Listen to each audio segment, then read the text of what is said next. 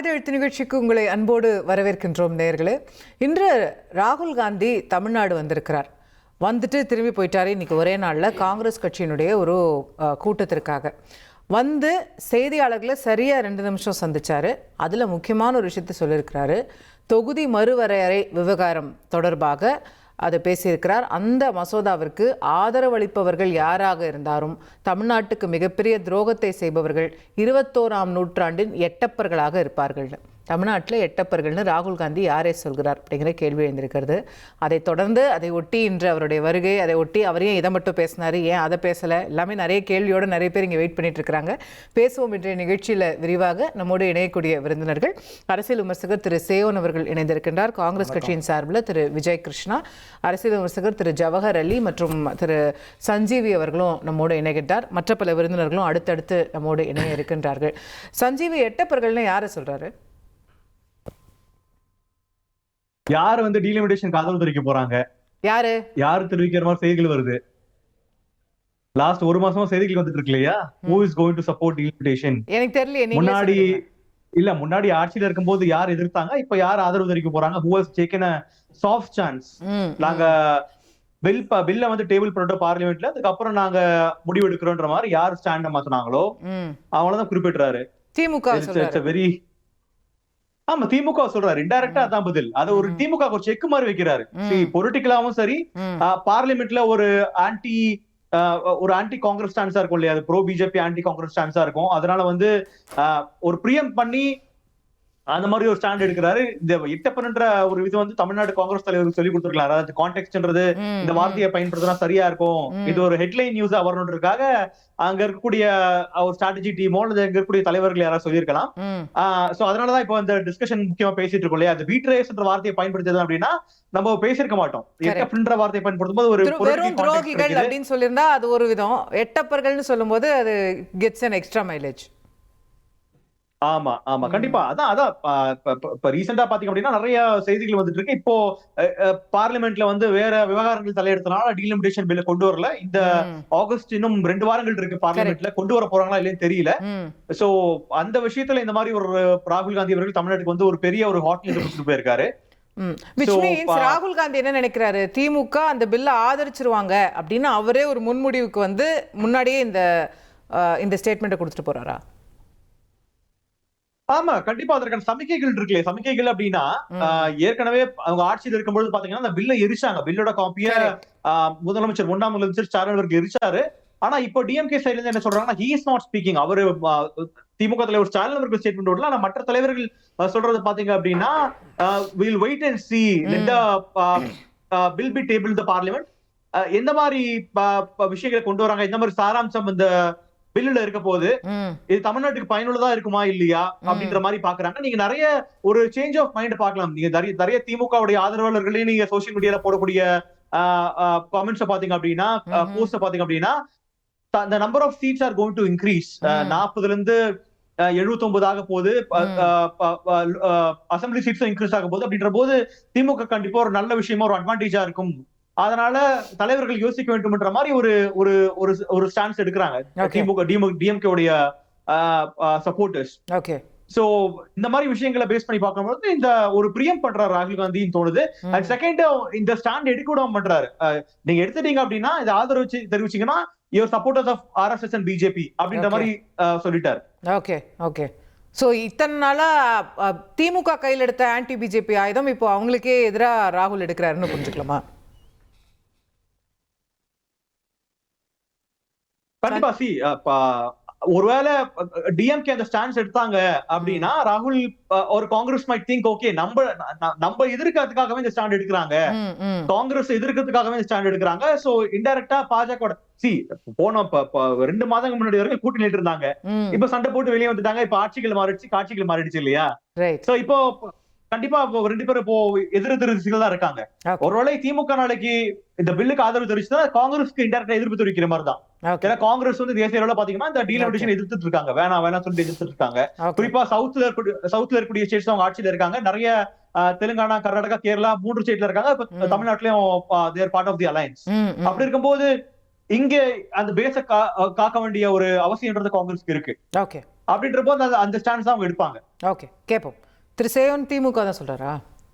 அதாவது ராகுல் காந்திக்கு தன்னோட பேரை தான் அவர் எட்டப்பன்னு சொல்லியிருக்காரு. ஓ, அவரே சொல்லி என்ன காரணம்னா, தேர்தல் முடிந்து மே மாதம் சட்டசபை தேர்தலில் திமுக கூட்டணியில் காங்கிரஸ் முக்கிய அங்கம் வகித்து 5 எம்எல்ஏக்கள் திமுக தயவால் வெற்றி பெற்று அந்த வச்ச மை ஈரம் காயறதுக்கு முன்னாடியே தமிழக வெற்றி கழகமோ அல்லது வேறு யாரோ அழைப்பதற்கு முன் வழியே சென்று ஆதரித்தது மட்டும் இல்லாமல் 2029 பாராளுமன்ற தேர்தலிலும் கூட்டணி, உள்ளாட்சியிலும் கூட்டணி அப்படின்னு எக்ஸஸாக பண்ணி இன்னைக்கு இந்திய அளவில் ராகுல் காந்திக்கு பாதுகாப்பு இல்லாத ஒரு சூழல் உருவாயிட்டு. என்ன பாதுகாப்பு? என்ன காரணம்? நீட்டு போராட்டத்தின் போது ராகுல் காந்தி அந்த போராட்டத்தில் கலந்து கொண்ட போது அவருடைய மூக்கை உடைத்து ரத்தம் கொட்டியது. அதை எதிர்த்து ஒரு ஆர்ப்பாட்டம் செய்ய கூட ஆள் இல்லை. திமுக கூட்டணியில் இருந்திருந்தால் பாராளுமன்றம் நடந்திருக்குமா? ராகுல் காந்திக்கு இந்த நிலை மாணிக் தாக்கூர்னு ஒரு மானஸ்தன் வந்து காங்கிரஸ் அடிச்சு பார், நாங்க திருப்பி அடிப்போம் எல்லாம் பேட்டி கொடுத்தாருல. அவர் தலைவரே அடிச்சாங்களே, என்ன செஞ்சாரு? எங்க போனாரு? அன்னைக்கு வந்து இங்க வந்து 10 நாள் பயிற்சி கூட்டத்தை அட்டன் பண்ணிக்கிட்டு இருக்காரு. ராகுல் காந்தி தாக்கப்பட்ட பொழுது அந்த மானஸ்தான் மாணிக் தாக்கூர் அங்க இல்லை. இதுதான் காங்கிரஸோட நிலைமை. எட்டப்பன்கிற பேச்செல்லாம் பேசுறதுக்கு ராகுல் காந்திக்கு தகுதியே கிடையாது. என்ன காரணம்னா, ராகுல் காந்தியோட ராசி என்னன்னா, அவர் எல்லாரோட பதவி ஏற்புலையும் கலந்துப்பாரு ஒழிஞ்சு அவரால் பதவி ஏற்கவே முடியாது வாழ்நாள் முழுக்க. இதை பல இடத்துல நான் சொல்லியிருக்கேன். முதல் ரவுண்ட்ல டிஸ்டர்ப் பண்ணாதீங்க, அடுத்து பேசலாம். அவரோட ராசியே அப்படி. இதுவரை சந்தித்த அனைத்து தேர்தல்களிலும் தோல்வி கண்ட ஒரு நபர் எட்டப்பன்கிற சப்ஜெக்டை பற்றி பேசுறதுக்குள்ள யோக்கியதா கிடையாது. சரி, நீங்க ராகுல் காந்திக்கு வந்து அதுக்கான குவாலிஃபிகேஷன் இருக்கா இல்லையான்னு கேட்கறது துரோகத்தோட அடையாளம் ராகுல் காந்தி. தொகுதி நம்பிக்கை காலவாரத்தோட அடையாளம் ராகுல் காந்தி. இல்ல தலைவரே, ராகுல் காந்தி என்ன சொல்றாரு? தொகுதி மறுவரை மசோதாவை யாராவது ஆதரித்தால் அவர்கள் எட்டப்பர்கள்னு அவர் சொல்லியிருக்கிறாரு. அவர் யார் பேரையும் சொல்லல. நீங்க ஆதரிக்கிறீங்க. இன்னும் அந்த நீங்க ஆதரிக்கிறீங்க. அப்ப நீங்க ஆதரிக்க இல்ல எட்டப்பன்கிற வார்த்தைய நான் வந்து தூய்மையானவன்னு சொல்றதுக்கு ஒருத்தனுக்கு யோக்கியதை வேணும். அடுத்தவனை வந்து ஊழல்வாதின்னு சொல்றதுக்கும் இல்ல. அவர் திமுக தூய்மையானவனா இருந்தாதான் திமுகன்னு சொல்லுங்க. எட்டப்பன்கிற வார்த்தை சொல்றதுக்கே ராகுல் காந்திக்கு தகுதி இல்லைங்கிற நான் சொல்ல. Come to my point. நான் என்ன சொல்ல வரேன்னா, எட்டப்பனால் அடுத்தவனை பார்த்து எட்டப்பன்னு சொல்லக்கூடாது. அதுதான், அதனாலதான் நான் ராகுல் காந்தி சொல்றேன், இதுக்கு திமுக சம்பந்தம் இல்ல. திமுக தமிழ்நாட்டு மக்களுடைய பாதுகாவலன். என்னைக்கும் தமிழ்நாட்டு மக்களுக்காக தன் உயிரை கொடுக்கக்கூடிய ஒரே இயக்கம் திமுக. அப்போ திமுக வந்து அந்த மசோதாவை ஆதரிக்க போறது இல்ல. அதை பத்தி இன்னும் முடிவு பண்ணல. அந்த மசோதா முதல்ல டேபிள் ஆதரிச்சா துரோகம் தானே. ஏங்க ராகுல் காந்தி என்ன பெரிய மனுஷனா? சொன்னா ராகுல் காந்தி சொன்னா வேதமா? ராகுல் காந்தி சொன்னா சட்டமா? ஒரு துரோகி, ஒரு காலை வாரியால் ஒரு நம்பிக்கைக்கு நம்பிக்கைக்கு எதிராக என்னங்க உங்க தலைவரே இருக்குது? தலைவர் காங்கிரஸ் தலைவரா இருக்கிறதுக்கே தகுதி இல்லாதவர் தலைவர் ராகுல் காந்தி. என்ன தலைவர்? ஒரு ராகுல் காந்தி என்ன தலைவர்? முதல் ரவுண்ட் பேசிட்டு குறுக்க பேசக்கூடாது. அந்த நாகரிகம் கூட காங்கிரஸ்காரன் ராகுல் காந்தி ஒரு தலைவரா? ராகுல் காந்தி எங்களை பொறுத்தவரை ஒரு நம்பிக்கை துரோகி, தமிழ்நாட்டோட துரோகி.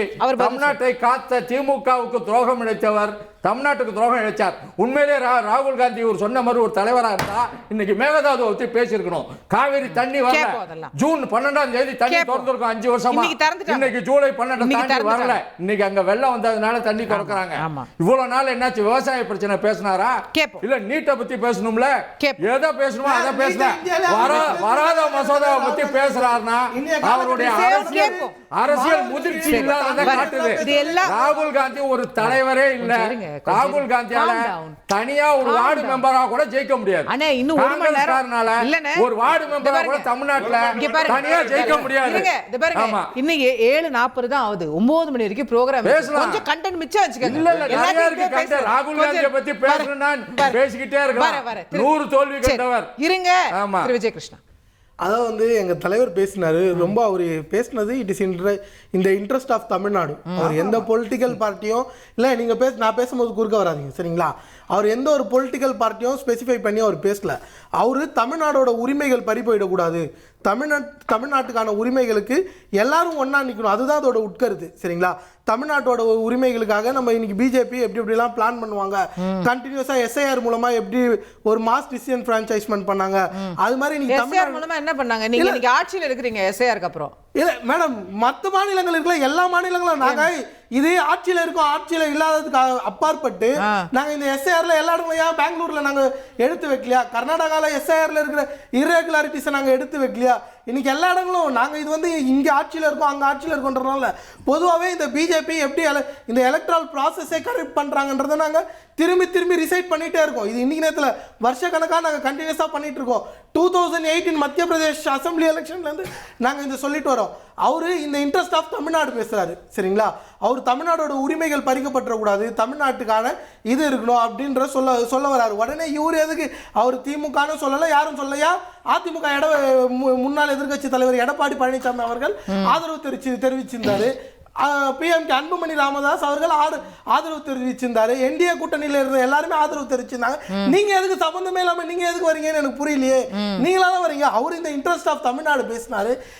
அதை வந்து எல்லாருமே இது பண்ணணும். இன்னொன்னு நீங்க சொன்னதுனால நான் சொல்றேன், இந்த டீலிமிட்டேஷன் இஷ்யூவை ரொம்ப முன்னாடி எடுத்தவர் மாண்புமிகு முன்னாள் முதல்வர் ஐயா மு க ஸ்டாலின் அவர்கள். சரிங்களா? ஆல் பார்ட்டி மீட்டிங் கன்வென்ட் பண்ணாரு அவரு. ரொம்ப இன்னொன்னு இந்த நம்பர்ஸ்ல ஃப்ரீஸ் பண்ணணும், இந்த 543லே ஃப்ரீஸ் பண்ணணும் அப்படின்னு ரொம்ப ஸ்ட்ராங்கா சொன்னவர். அந்த பில்லை எரிச்சவர். அவங்க அது கூட ஸ்டிக் ஆன் பண்ணுவாங்கன்னு நாங்க நம்புறோம். சரிங்களா? ஏன்னா டிஎம்கேவோட கோர் டெனட்ஸ், அவங்களோட கோர் டெனட்ஸ் என்னன்னா ஃபெடரலிசம், அதுக்கப்புறம் தமிழ் லிங்குவிஸ்டிக் ரைட்ஸ், இது அவங்களோட ஒன் ஆஃப் த கோர் டெனட்ஸ்ல இருக்கிற ஒரு விஷயம். அதனால நாங்க வந்து அவங்க இது அவங்க எடுத்த ஸ்டாண்ட்ல இல்ல, அவங்களோட திமுகவோட அடிப்படை வேல்யூஸ்ல வந்து இது வந்து இருக்கு, இது வந்து மாநில உரிமைகள் சார்ந்த விஷயங்கிறதுனால திமுக எதிர்க்க தான் செய்வாங்கன்னு நீங்க நம்புறதா சொல்றீங்க. பட் அகேன் இந்த விவகாரத்துல தமிழ்நாடு பாதிக்கப்பட்டாதானே எதிர்க்கணும். இல்ல, நீங்க மாநிலம் பாதிக்கவே படல, நமக்கு இன்னும் சீட் அதிகரிக்க போகுது அப்படின்னு ஒரு வேலை வருதுன்னு வைங்களேன். எதுக்கு அதை எதிர்க்கணும்? பல இதே அவையிலும் சரி பல இடங்கள்ல இது ஒரு டிலூஷனல் ஃபர்ஸ்ட். ஏன்னா பில்லு வரட்டும். இல்ல நான் சொல்லிடுறேன். இப்போ லாஸ்ட் ஏப்ரல்ல தானே இப்போ லாஸ்டா பில் பண்ணாங்கல, அப்ப அந்த பில்லுல எங்க ஸ்பெசிஃபை பண்ணிருந்தாங்களா? பண்ணல. It was defeated. இல்ல டெஃபினெட்லி இப்போ புது பில்லுல ஒருவேளை பண்ணாங்கன்னா என்ன பண்ணுவீங்க? அத பாருங்க. இல்ல அந்த பில் இன்னொன்னு நிறைய nuances பார்க்க வேண்டியது மேடம். அவங்க என்ன பண்றாங்க, இதுக்கு முன்னாடி வந்து வாஜ்பாய் அவர்கள் டைம்லயும் சரி, அதுக்கு முன்னாடி இந்திரா காந்தி அம்மையார் டைம்லயும் சரி என்ன பண்ணாங்க, எந்த பாப்புலேஷன் சென்சஸ் பேஸ்ல நீங்க பண்ணணும்னு சொல்லியிருந்தாங்க. 1971 பாப்புலேஷன் சென்சஸ் பேஸ்ல பண்ணணும்னு சொல்லியிருந்தாங்க. அதே மாதிரி வாஜ்பாய் அவர்கள் கவர்மெண்ட் டைம்லயும் அதேதான். இன்னைக்கு அதை ஃப்ரீஸ் பண்ணணும்னு சொன்னது இவங்க தான். டிஎம்கே அதுல இல்ல, அண்ணா நீங்க சொல்லுங்க 2026ல உட்கார்ந்துட்டு நீங்க 71 சென்சஸ் வச்சு என்ன பண்ண முடியும்? இல்ல நீங்க 71 சென்சஸ்க்கு அப்புறம் பாப்புலேஷன் growth யூனிஃபார்மா இருந்திருக்கா? நீங்க அங்க வரணும்ல. நீங்க இந்த போன பில்லுல டிஃபீட்டட் பில்லுல பிஜேபி ரொம்ப கிளவரா என்ன பண்றாங்க, 2011 சென்சஸ்ன்றாங்க. Devil is in the details. Correct. இல்ல, ஆனா அதுல வேற ஃபார்முலா இப்ப பேசப்படுது இல்ல, 50% யூனிஃபார்ம் இன்கிரீஸ்னு பேசப்படுது. எவ்வளவு விஷயங்கள் சொல்றாங்க. நான் என்ன சொல்றேன், பில்லு வந்தாதான். இப்ப திமுகவோட நிலைப்பாடு என்ன? பில்லு வரட்டும், படிக்கிறோம், எங்களுக்கு பாதிப்பு இருந்தா எதிர்க்கிறோம், பாதிப்பு இல்லன்னா வரவேற்க. அதுதானே கரெக்டான ஸ்டாண்ட். இல்ல இன்னொன்னு இவங்க அதுக்கான சாத்தியக்கூறு இல்ல, அதுக்கேத்த ஃபார்முலாஸ்ல இது வரைக்கும் பேசல. ஏன்னா அவங்க இது வரைக்கும் பேசுறது எல்லாமே வேகா தான் பேசியிருக்காங்க. பிஜேபி வந்து இன்னொன்னு அவங்க எக்ஸாக்ட்லி தி பாயிண்ட். அவங்க சும்மா சொல்றத வச்சு நம்ம பண்ண போறது இல்ல, பில் எழுத்துப்பூர்வமா வரத வச்சு தானே முடிவெடுக்கறீங்க. அது வந்து எப்படின்னா ஒருத்தங்களோட போக்கே தெரியும்ல. எப்படி இருந்தாலும் இன்னொன்னு நீங்க எப்படி நீங்க ஆளுக்கு போறீங்க பாஸ்னு முடிவு பண்ணிட்டீங்க. இல்ல இன்னொன்னு அந்த நம்பர்ஸ் வரும்போதுமே உங்களுக்கு இப்ப தமிழ்நாட்டுல வந்து ஒரு 39 to 59 ஆகுதுனா, யூபில 80 to 120 ஆகுதுல. கம்ப்ளீட் டைல்யூஷனே மாறுதுல. நார்த் ஈஸ்ட் நம்மளோட 7.6% இருக்கான்றத நாங்க இல்ல. நீங்க அதுக்கு அப்புறம் ஃபியூச்சர் nuances பார்க்கணும்ல. நீங்க அதுக்கு அப்புறம் அந்த பில்லுல என்னென்ன டை அப் பண்றீங்கன்னு இருக்குல, அதேதானே திமுக சொல்லுது. ஐயா பில்லு வரட்டும், ஐயா பாப்போம், அதுக்கு அப்புறம் முடிவு எடுக்கலாம். நீங்க இப்ப நான் திமுகன்ற விஷயத்தை எடுத்து வரல. நான் என்ன சொல்றேன்னா, எங்க தலைவர் சொல்றது எடுத்து வரல அதேதானே பேசுறீங்க. இல்ல நாங்க என்ன ரொம்ப தெளிவா சொல்றோம்னா, இன்னொன்னு இந்த 543 நம்பர்ஸை ஃப்ரீஸ் பண்ண. ஏன்னா உங்களுக்கு இன்னும் ஆல்ரெடி பிஜேபி வந்த பிறகு எதிர்க்கட்சிகளை பேச விடுறது இல்ல. இன்னும் எந்த பார்லிமெண்டேரியனுக்கு எந்த ஸ்பேஸ் வரும், நீங்க எந்த இஷ்யூ எடுத்து வைப்பீங்க, நீங்க எப்படி இன்னொன்னு உங்க பார்லிமெண்டோட ப்ரொடக்டிவிட்டி என்னவா இருக்குன்னு நம்ம எல்லாருக்குமே தெரியும். சரி, இந்த இஷ்யூஸ் எல்லாம் நம்ம கன்சர்ன் கேப்போம். திரு ஜவஹர் அலி இவ்வளவு தூரம் வந்திருக்காரு, முதலமைச்சரை கூட பார்க்கல. அதுக்கு முன்னாடி ஒரு விஷயத்தை சொல்லாருங்க. முதல்ல இதை சொல்லிருங்களேன். இல்ல அதற்கான எந்த ஏற்பாடுமே பண்ணல. அப்பாயின்மெண்ட் அவர் கேட்கல, அவர் கேட்டிருக்கணும். ஏன் கேட்கல? அது அவருடைய விருப்பம். ஏங்க உங்களுக்கு கூட்டணியில ஆட்சியில பங்கு கொடுத்து நீங்க வந்து ஒரு முதலமைச்சர் இருக்கிறாரு. அப்போ தமிழ்நாட்டுக்கு வரும்போது, இதற்கு முன்னாடி சென்னை வரும்போது திமுக ஆட்சியில மு க ஸ்டாலினை எவ்வளவு முறை பார்த்திருப்பாரு. கடந்த தேர்தல் முதலமைச்சரை கடந்த போன தேர்தலையே மதசார்பற்ற கூட்டணின்னு சொன்ன பல மேடைகள்ல இவர் கலந்துக்கிறவே இல்ல. ஸ்டாலினோட தேர்தலுக்கு முன்னாடி அந்த பிரச்சனை வந்தப்போ 4 மாசம் அதுக்கு முன்னாடி வரைக்கும் திடீர்னு வண்டியை நிறுத்தி ஸ்வீட் வாங்கிட்டு போறது என்ன, திடீர்னு போய் பாக்குறது என்ன, அது ஏன் முதலமைச்சர் விஜய் மட்டும் பார்க்க மாட்டாரு? அப்படி வந்து இப்போ வந்து ஒரு விஜய்க்கு ஸ்வீட் பிடிக்காதா? என்ன விஷயம்? பட்ஜெட் போடக்கூடிய பிஸில வந்து முதலமைச்சர் இருக்காரு. அது இல்லாம வந்து இதற்கான நேரத்தை அவங்க கேட்கல, இவரு நேரத்தை ஒதுக்கல, எந்த பிளானுமே இல்ல. அதனால வந்து அது வந்து இது வந்து பெருசா எடுத்துக்கிற வேணாம். ஆனா கூட்டணி கட்சி ஒருவேளை சந்திச்சா காவேரி யூரின் ஏதாவது கேட்டுற போறாரு, வேணாம்னு நினைச்சிட்டாரு. அது கூட அதனால அவர் தவிர்த்திருக்கலாம். இன்னைக்கு பிரஸ் கூட அவர் சந்திக்கல. ரொம்ப வருத்தமான வேதனை. சந்திச்சுதாங்க இது மாற்ற இல்ல, பிரஸ் கேட்ட கேள்விகளுக்கு பதிலே சொல்றவங்க ரொம்ப வருத்தம். கேள்வியே கேட்கவில்லை, அவர் கேட்க விடாம போயிட்டாரு. இது ரொம்ப தவறான விஷயமா தான் பார்க்கணும். ஒரு முதிர்ந்த ஒரு அரசியல் தலைவர், பாரம்பரியம் மிக்கவர், குறிப்பாக ஒரு மாநிலத்தில் வந்திருக்கும் போது ரூல் ஆஃப் லாவை பத்தியாவது நீங்க பேசியிருக்கணும். அந்த காவிரியில என்ன சொல்லியிருக்காங்கிறதையாவது சொல்லியிருக்கணும். தமிழ்நாடு சிஎம் கூட தாங்க பிரஸ் பாக்குறது இல்ல. இல்ல, நீங்க பிரஸ் பார்த்துட்டாரு, ராகுல் காந்தி பார்க்கலன்னா மட்டும் குறைய பிரஸ் பார்த்துட்டாரு. ஒவ்வொருத்தவங்க ஒரு ஸ்டைல். இவர் பிரஸ் பார்க்கறவர், ஏன் இதுக்கு பதில் சொல்லல? பார்க்கறவர்னா அப்ப நீங்க என்ன கேள்வி பதில் சொல்லலாம். அதுக்கு பதிலா நான் என்ன கேக்குறேன், தமிழ்நாடு அரசினுடைய சிஎம்க்கு பதிலாக ஒரு அமைச்சர் பேசுறார், அவருடைய குரலாக ஒலிக்கிறார். எடப்பாடியார் கூட முன்ன நிறைய பேச மாதிரி ஜெயக்குமார் தான் வந்து பேசுவார். இப்போ இவர் சொன்ன கருத்துல சொல்றேன். இப்போ அவர் சொல்றாரு டீலிமிட்டேஷன், மறுவரை. இது வந்து ஒரு கூட்டணி கட்சியாக அவர்கள் காங்கிரஸ் இருப்பதனால தமிழக வெற்றி கழகம் காங்கிரஸ் சொல்வதை எல்லாம் ஏற்றுக்கணும்னு அவசியமும் இல்லை. அவசியம் இல்ல. இப்ப தாவேகா நிலைப்பாடு என்ன டீலிமிட்டேஷன்ல? நீங்கள் மாநில அரசுக்கு சாதகமாக ஒரு இது வரையறை வந்துவிட்டால் அதை ஏற்றுக்கொள்ளதான் செய்வார்கள். அப்படியா? நிச்சயமா இதுல என்ன மார்க்க உங்களுக்கு இங்க கேளுங்க மேடம். எட்டப்பர கூட நீங்க கேளுங்க.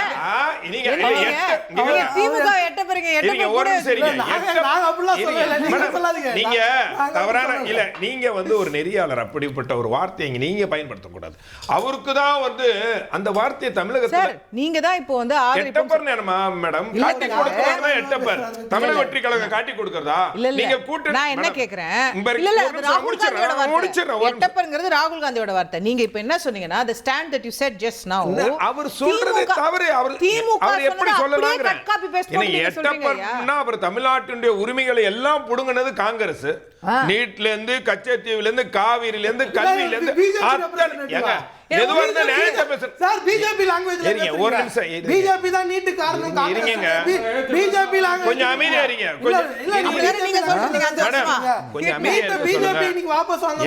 என்னங்க நீங்க ஒரு மாநில நலன் இருங்க மேடம், கொஞ்சம் இருங்க, நான் சொல்லி முடிக்கிறேன். எனக்கு இந்த புதிய அவதாரத்தை புதிய அவதாரம் இல்ல. தமிழக இப்போ நீங்க இப்போ ஒரு இந்த தமிழ்நாட்டுக்கு 40 தொகுதியில இருந்து 60 தொகுதி கிடைக்குது. இருங்க சார், 40 தொகுதியில இருந்து 60 தொகுதி கிடைக்குது, கொடுத்துறாங்க.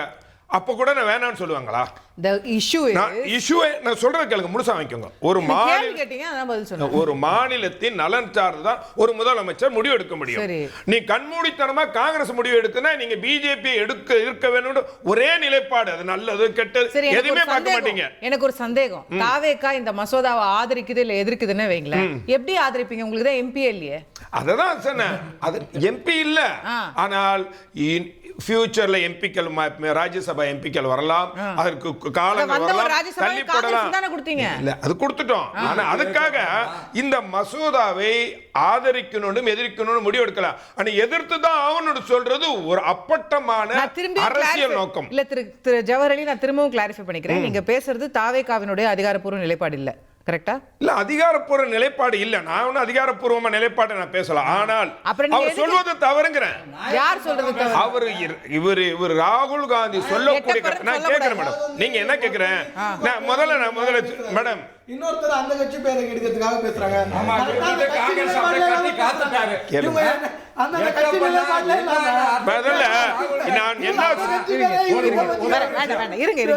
நீங்க பெரிய புத்தருங்க, நீங்க பெரிய புத்தமங்க. தமிழ்நாடு சார், ஒரு நிமிஷம் சார், உங்க நேரத்துல பேசுகிற விவாதத்துல எனக்கு முடிக்கவே இல்லை. தமிழ்நாட்டை பொறுத்த வரைக்கும் யாரை வேணா கேளுங்க, தமிழ்நாட்டுக்கு காங்கிரஸ் பிஜேபி எவ்வளவு பெரிய துரோகி, அதை விட பெரிய துரோகி காங்கிரஸ். கேள்வி ஐயா, இருங்க கேள்வி ஐயா, சொல்லுங்க. அப்படிப்பட்ட துரோகியோட ஏன் கூட்டணி வைத்து 2 அமைச்சர்கள் மேடம், நீங்க அரசியல் களம் வேற, அரசியல் களம் கேளுங்க. இப்ப அவர் சொல்றாரு என்ன பண்றதே புரியலையே. சஞ்சீவி இருங்க மேடம், நீங்க ஒரு நிமிஷம் கேளுங்க. அரசியல் களத்துல நீங்க முன்னாடி பிஜேபியோட திமுக கூட்டணி வச்சாங்களா இல்லையா? கூட்டணி வச்சு நீங்க விமர்சிக்கிறீங்களா இல்லையா? கூட்டணி வச்சு விமர்சிக்கிறோம். அந்த கொள்கையில அப்புறம் வாஜ்பாய் அரசாங்கத்துல நீங்க மந்திரி பதவி வாங்குனீங்க, இன்னி வரைக்கும் திமுக சொல்றீங்களா? சொல்லலையா? பண்றோம் மேடம். நீங்க எதுக்கு சொல்றோம்? காங்கிரஸ் தமிழின துரோகின்னு இப்ப நீங்க சொல்லிட்டு அப்புறம் எதுக்கு தாவேக கூட்டணியில வச்சிருக்கீங்க? கூட்டணி வச்சதுக்காக சொல்லல. நீங்கள் இந்த கட்சி கடந்த காலத்துல கூட்டணி வச்சீங்கனாலே தப்புன்னு சொல்லும் போது தான் இந்த பிரச்சனை வருது. கூட்டணி வச்ச அப்போ நீங்க ஒரு விஷயம் என்ன தெரியுமா, ஒரு மாநில நலன் சார்ந்துதான் அந்த ஒரு முதலமைச்சர் முடிவெடுக்க முடியும். ஒரு 60 தொகுதி கொடுக்கும் போது எதுக்கு பாராளுமன்ற தொகுதி வேணாம், அதை எதுக்குன்னு எதிர்த்தனா இதை தமிழ்நாட்டு மக்கள் ஏத்துக்கிற மாட்டாங்க. அதனால நான் சொல்றேன் கேளுங்க. இப்போ ஒரு எட்டப்பர்னு சொன்னார், யாரும் சொல்லியிருக்காரு? யார சொல்லணும்? சத்தியமா நான் ரொம்ப ஒண்ணு அந்த கட்சியினுடைய முன்னாள் தலைவரை சொல்லியிருக்கணும். எந்த கட்சி? காங்கிரஸ் முன்னாள் தலைவர் செல்வ பெருந்தகையை சொல்லியிருக்கணும். ஏன் அவரை சொல்லணும்? அவர்தான் கடந்த எலெக்ஷன் டைம்ல திமுகவுடைய உறவு வைக்கணும்னு ஒரு முடிவா இருந்து செயல்பட்டாரு. அதனால் கடுமையான தோல்வி ஏற்பட்டதுதான் அந்த காங்கிரஸ் கட்சிக்காரங்களுடைய குற்றச்சாட்டு. சரி, அதற்கு இல்லன்னா ஸ்டாலின்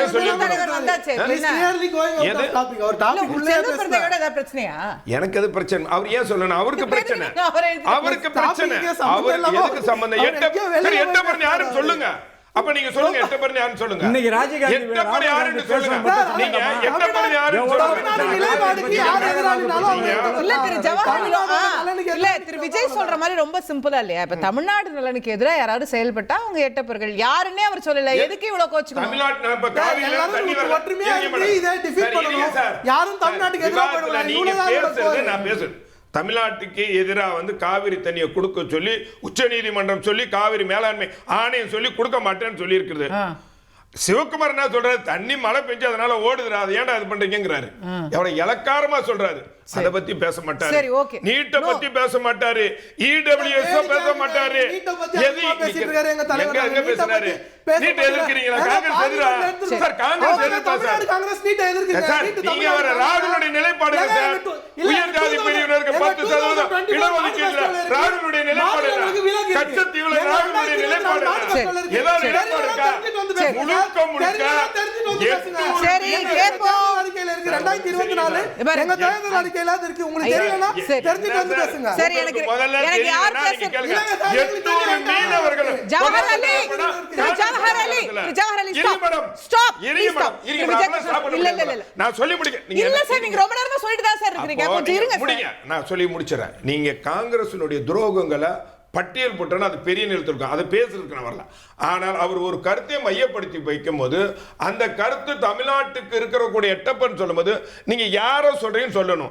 அதை விட்டுட்டு நீங்க மறைமுகமாக சொல்லிட்டு இப்படி விவாத பொருளாக்கும் போது பல கேள்விகள் உருவாகும் போதுதான் என்னுடைய கேள்விகளை வைக்கிறேன். அதை புரிஞ்சுங்க. கேட்போம். டாக்டர் சுமந்த் அவர்கள் நம்மோட இந்த பகுதியில் இணைகின்றார். நம்ம சஞ்சீவி சொன்னாரு நம்ம நிகழ்ச்சி தொடங்கும் போது ராகுல் மறைமுகமா திமுகவை சொல்றாரு அப்படின்னு சொல்லி. ஜவஹர் அலி அவர்கள் பேசினதுக்கு அப்புறம் எனக்கு சந்தேகம் வருது, ஒருவேளை தாவேக்காவை கூட சொல்றாரோ. அப்படி சொல்ல ராகுல் அவர் இந்த பேச்சே இட் இஸ் எய்ம்ட் அட் டிஎம்கேங்கிறத நம்ம ஒரு இன்டைரக்டா நம்ம புரிஞ்சுக்கலாமே தவிர அவர் கேட்டகாரிக்கலா அவர் எதுவும் சொல்லல. பட் அந்த ஸ்டேட்மெண்ட்டே I mean how big is it? இந்த ஸ்டேட்மெண்ட்டே என்ன ஒரு பெரிய ஒரு இஷ்யூ ஆக்கக்கூடிய ஸ்டேட்மெண்டா சொல்லுங்க. So I don't know. I mean இது இவ்வளவு பெரிய ஒரு இஷ்யூ ஆக்கக்கூடிய ஒரு ஸ்டேட்மெண்டான்னு இல்ல. பட் டெஃபினட்டா சமீப காலத்துல இரு தரப்புக்கும் ஒரு ஃபயரிங் போயிட்டு இருக்கு. வெர்பல் வாலி போயிட்டு இருக்கு காங்கிரஸுக்கும் திமுகவுக்கும். அதன் அடிப்படையில பார்த்தா இட் டெஃபினெட்லி இப்போ போய் தாவேகாவை பத்தி அவர் பேச வேண்டிய அவசியமும் இல்லை. ஏன்னா இப்பதான் ஒரு சிச்சுவேஷன் ஸ்டேபிளா போயிட்டு இருக்கிற டைம்ல எதற்கு குட்டையை குழக்கணும்? பட் டீலிமிட்டேஷன்ல தாவேகா நிலைப்பாடு என்ன அப்படிங்கறதே இப்போ ஒரு क्वेश्चन ஆகுதா? I am going purely by based on what Jawahar Ali is saying. அவர் அதிகாரப்பூர்வ செய்தி தொடர்பாளர் இல்ல, ஆனா ஒரு லைன் மாறி இருக்கா, சென்டிமெண்ட் மாறி இருக்கான்ற ஒரு கேள்வி வருது. இல்ல இப்போ டீலிமிட்டேஷனை பொறுத்த வரைக்கும் திமுக முதல்ல சொன்ன பொசிஷன் வேற. 50% எக்ஸ்ட்ரா கொடுத்தா கூட நாங்க ஏத்துக்க மாட்டோம். கரெக்ட். இப்போ வந்து பர்சன்டேஜ் மாறாத வரைக்கும், அது 7.8% மாறாத வரைக்கும் என்ன பிரச்சனை பரிசீலிக்கலாமே. தமிழ்நாட்டின் நலன் பாதிக்கப்படாத வரைக்கும்ங்கிற அந்த டயலாக் வந்து கிளீனா மாறி இருக்கு. அதுல மாற்று கருத்தே இல்ல. அது காங்கிரஸ் உடைய பொசிஷன் மாறல. பட் முக்கியமாக டீலிமிட்டேஷன் அப்படிங்கிறது இந்த இன்னும் 13 நாள் இருக்கு. 12 நாள், அதுல ஒர்க்கிங் டேஸ்ன்னு பாத்தீங்கன்னா ஒரு 8 நாளோ 9 நாளோ இருக்கு பாராளுமன்றத்துக்கு. 13ஆம் தேதி வரைக்கும் தான் பாராளுமன்ற செஷன்.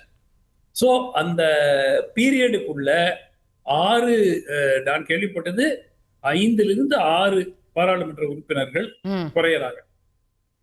அவங்களை எப்படியாவது அதுக்குள்ள சரி தட்டிட்டாங்கன்னா இந்த செஷன்ல அதை இன்ட்ரோடியூஸ் பண்ணி பாஸ் பண்ணலாம்.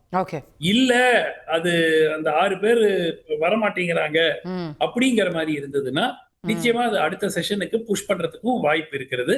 But more then anything else திமுகவை பொறுத்த வரைக்கும் பல விஷயங்களில் இப்ப இந்த காங்கிரஸ் திமுக இடையே இருக்கக்கூடிய இந்த கருத்து வேறுபாடு அப்படிங்கறதே நம்ம எடுத்துக்கலாம். இது வந்து இந்த விஷயம் மட்டும் இல்ல, பல விஷயங்களில் காங்கிரஸுக்கும் திமுகவுக்கும் முரண்பாடு இருந்திருக்கு. இப்ப ஏற்கனவே ஜவஹர்லி சொன்னார் இல்லையா, இப்ப இடபிள்யூஎஸ் காங்கிரஸ் ஆதரிச்சது, திமுக இடபிள்யூஎஸ் எதிர்க்குது. சோ இதெல்லாம் வந்து ஒரு இதை மீறிதான் இந்த உறவு இத்தனை ஆண்டு காலம் நீடித்திருக்கிறது.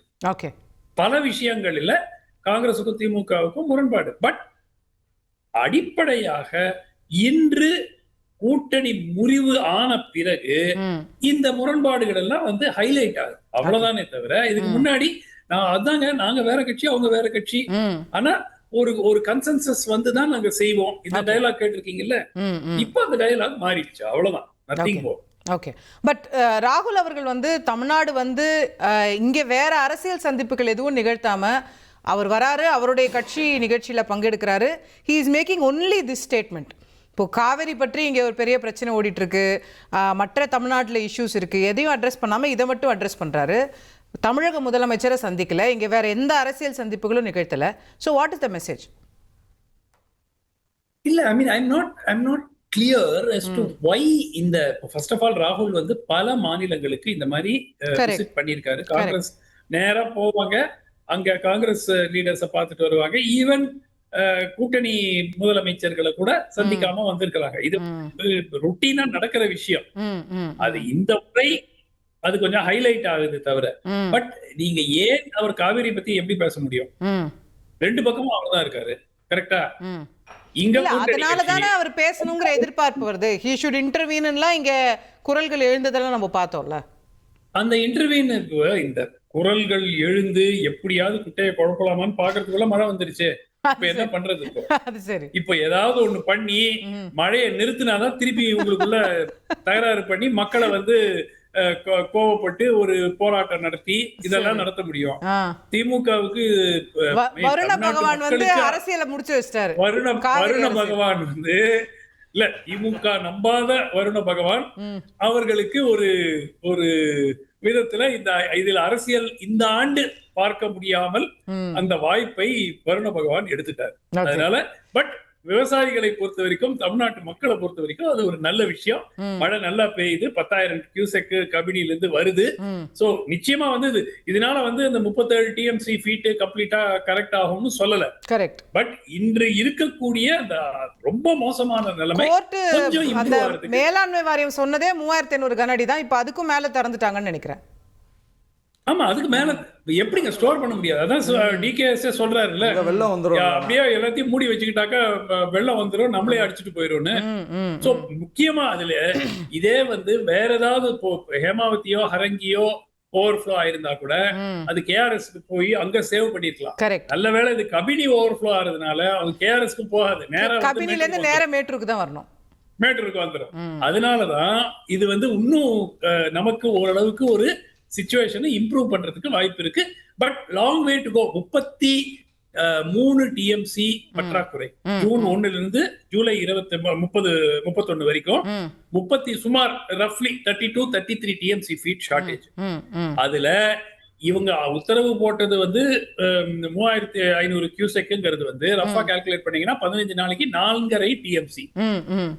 பட் இப்போ எதிர்பார்ப்பு என்னன்னா குறைஞ்சது ஒரு 8-10 டிஎம்சி வரும் அப்படிங்கிற ஒரு எதிர்பார்ப்பு இருக்கிறது. we have to wait. Okay Sanjeevi, your comments நீங்க அப்பவே குறுக்கிட நினைச்சீங்க. இல்ல ஐ திங்க் டிவிக்கோட ஸ்டாண்ட் இந்த விஷயத்துல ரொம்ப கிளியரா இருக்குன்னு நினைக்கிறேன். ஏன்னா கரூர்ல கூட விஜய் அவர்கள் முதலமைச்சர் பேசும்பொழுது அவர் டீலிமிட்டேஷன் அப்படின்ற வார்த்தையை பயன்படுத்தி தான் ஒரு பிஜேபிக்கு எதிரான ஒரு மெசேஜை வந்து கரெக்ட். ஆமா பாஜகவுக்கு எதிரான ஒரு சார் நீங்க தான் சார் கன்ஃபியூஸ் ஆயிருக்கீங்க. ஜவஹர் அலி சார் தான் கன்ஃபியூஸ் ஆயிருக்காரு. அப்போ இல்ல மேடம், நீங்க நான் சொல்றது கன்ஃபியூஸ் ஆகல. டீலிமிட்டேஷன் முன்னாடி வந்தது இப்ப மாத்தி இருக்காங்க. இப்ப கரூர்ல பேசுனது இல்ல நீங்க டீலிமிட்டேஷன் முன்னாடி இது இப்ப உள்ளது மாறி இருக்காங்க. 60 தொகுதி நம்மளுக்கு பாராளுமன்றத்துல ஏன் வந்து இது ஒரு மாநில நலன் சார்ந்ததா ஒரு கட்சி முடிவு எடுக்க இல்ல அடுத்தது எதற்காக வந்து ராகுல் காந்தி அவர்கள் முதலமைச்சரை சந்திக்கல? அதே மாதிரி சுமன் சார் சொன்ன மாதிரிதான் தனித்தனி பிசினஸ்க்காக வராங்க, ஒவ்வொரு வாட்டி சந்திக்க வேண்டிய அவசியம் கிடையாது. இந்த சந்திப்புன்றது அது ஒரு மரபா இருந்திருக்குல்ல. ராகுல் காந்தி சென்னை வரும்போதெல்லாம் if chief minister Stalin is in Chennai அவங்க பெரும்பாலும் மீட் பண்ணிருக்காங்க. Not always but most of the time. இல்ல ஒவ்வொரு முறையும் அதான் சொல்றேன், ஒவ்வொரு முறையும் சந்திப்பு நடக்க வேண்டிய அவசியம் கிடையாது இல்லையா? ஏன்னா இப்ப எலெக்ஷன் எதுவும் கிடையாது. இது பார்ட்டி ஈவெண்ட், அவரோட தனிப்பட்ட பார்ட்டி ஈவெண்ட். நீங்க பாத்தீங்க அப்படின்னா இன்னைக்கு மீடியா கூட உள்ள அலோவ் பண்ணல. தனிப்பட்ட முறையில மாவட்ட செயலர்கிட்ட அவர் பேசியிருக்காரு. சோ மீடியா கூட உள்ள அலோவ் பண்ணிட்டு போது எதற்காக வந்து முதலமைச்சர் சந்திக்கணும், அதற்கான அவசியம் என்ன இந்த இடத்துலன்ற மாதிரி ஒரு கேள்வி இடுது. ஏன்னா ஆல்ரெடி பதவியேற்பு விழா ராகுல் காந்தி அவருக்கு வந்துட்டாரு, சந்திப்பு நடைபெற்றது. அப்புறம் முதலமைச்சர் டெல்லிக்கு போகும்பொழுது அவங்க இல்லத்துக்கே சென்று ராகுல் காந்தி அவர்களையும் அவங்க சோனியா காந்தி அவர்களையும் பாத்துட்டாங்க. ஓகே சோ இந்த சந்திப்பே நடைபெறல அப்படின்னா ஒரு விவாதம் எடுத்துக்கிற வாய்ப்புகள் இருக்கு. இல்ல ஏன் இது ஒரு extra because we are on this topic, ஏன் இது ஒரு கேள்வியா எழுதுனா இப்ப கம்யூனிஸ்டுகள் ஏற்கனவே வந்து ஒரு நாள் ஒரு விதமான கமெண்ட்ஸ் வருது. விசிகே கிட்ட இருந்து ஒரு நாள் ஒரு விதமான கமெண்ட்ஸ் வருது. இன்னைக்கு தேதிக்கு ஒரு ஸ்டேபிள் பார்ட்னரா தாவேகாக்கு பார்க்கப்படக்கூடியது காங்கிரஸ். பெரும்பாலும் அவங்க வந்து எதிர்த்து எதுவும் சொல்லல. ஸோ அவங்களுடைய இப்போ அவர் சந்திக்காம போகும்போது அதுலயும் ஒரு கேள்வி வருதோ அப்படின்னு, இந்த அட்மாஸ்பியர் இப்படி இருக்கிறதுனால இதுவும் ஒரு கேள்வி ஆகுதா அப்படின்ற கொஸ்டின். இல்ல நீங்க தேர்தலுக்கு முன்பாக வந்து திமுக தலைவர் ஸ்டாலின் முதலமைச்சரா இருந்த ஸ்டாலின் அவர்கள் கூட்டத்துல ராகுல் காந்தி அவர்கள் பங்கேற்கல. That is very political. அந்த டைம்ல ஒரு விருப்பம் இல்லாததான் அந்த ராகுல் காந்தி அவர்கள் அலைன்ஸ்ல இருந்தாரு இல்லையா? ஏன்னா அவருக்கு போன சமிக்கைகள் அப்படி இருந்தது. நீங்க இங்க இருக்கக்கூடிய ஏசிசி இன்சார்ஜ் கிரீஷ் சோடன்கர், பிரவீன் சக்கரவர்த்தி அவர்கள், மாணிக்கம் அவர்கள் சொன்ன விஷயங்கள் வேற. அந்த டைம்ல வந்து ஒரு வேண்டா வெறுப்பான ஒரு கூட்டணி தான் அந்த டைம்ல இருந்தது. இல்ல இன்னமும் தாவேகா தலைமையிலயோ இல்ல தாவேகாவை சுற்றி ஒரு கூட்டணி இருக்கா இல்லையாங்கிற ஒரு cat on the wall situation இருந்துட்டே தானே இருக்கு. திமுக கூட்டணில இருந்து வெளியே வந்துட்டாங்க. தாவேகா தலைமையில ஒரு கூட்டணியா ஃபார்ம் ஆயிட்டாங்களா? இந்தியா கூட்டணியில தாவேகா இருக்கா? இந்த கேள்விகளுக்கு எல்லாம் இன்னுமே விடை தெரியாம தானே இருக்கு. இல்ல அதான் சொல்றேன், அவங்க சொல்றது என்னன்னா இன்னும் நேரம் நிறைய இருக்கு, இதற்கான பேசுறதுக்கான நேரம் நிறைய இருக்கு. இன்னொன்னு அதுக்காக தான் டிவிக்கே பாத்தீங்க அப்படின்னா தனிப்பட்ட முறையில மெஜாரிட்டி கொண்டதுக்கான எல்லா வேலையும் பாத்துட்டு இருக்காங்க. ஏன்னா டெய்லி இந்த 5 வருஷம் இந்த தலைவலியோட ஓட்ட முடியாது. நீங்க எது பண்ணாலும் நீங்க குறுக்கீடு கொண்டு வருவீங்க. தினம் வந்து கூட்டணி கட்சிகள் உட்கார்ந்து கவர்மெண்ட் இது பண்ணாலும் சரி, அல்லது மற்ற அமைச்சர்கள் எது பேசலாம், தாவேகா அமைச்சர்கள் எது பேசினாலும் நீங்க கமெண்ட் சொல்லிட்டே இருப்பீங்க அப்படின்னா அந்த தலைவலி எங்களுக்கு வேணாம்னு சொல்லிட்டு அந்த ட்ரைங் டு கூட்டணி கட்சிகள் ஒரு தலைவலியா தான் இருக்காங்க தாவேகாவுக்கு. அதுல சந்தேகமா கிடையாது, தலைவலின்னு சொல்ல முடியாது. அவங்க இது கீப் ஆன் போக்கிங்ல செக் வச்சுட்டே இருக்காங்க. எது கழுத்து வலி அப்படின்ற போது அதுக்காக தனிப்பட்ட முறையில் அவங்க மெஜாரிட்டி கொண்டதுக்கான வழியை பாக்குறாங்க இல்லையா? மெஜாரிட்டி கொண்டு வந்துட்டாலும் அந்த கூட்டணி கட்சிகள் விட்டுற மாட்டாங்க. ஏன்னா அந்த கூட்டணி கட்சி மறுபடியும் டிஎம்கே பக்கம் போய் டிஎம்கே ஸ்ட்ராங் ஆயிரும். சோ அதுவும் நடக்காது. அதுக்கான வாய்ப்புகள் கிடையாது. நீங்க கூட்டணியில வச்சிருப்பாங்க. ஐ திங்க் அந்த கூட்டணி கட்சி கூட்டணியில இருக்கட்டும், ஆனா அவங்கள நம்பியே ஆட்சி இருக்கிற நிலைமை வேண்டாம் அப்படிங்கிற மாதிரி அந்த மாதிரி இருக்காது. ரெண்டாவது, ராகுல் காந்தி அவர்கள் எதுக்காக வந்து காவிரியை பத்தி பேசலன்ற மாதிரி ஒரு கேள்வி எழுது இல்லையா இந்த இடத்துல? அவர் வந்து ஒரு எம்பி.